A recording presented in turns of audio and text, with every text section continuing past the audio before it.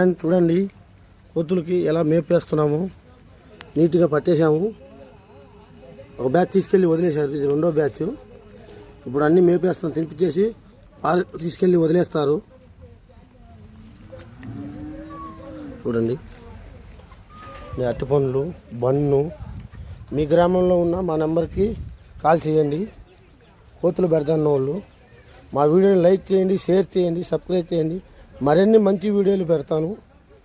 చూడండి ఫ్రెండ్స్.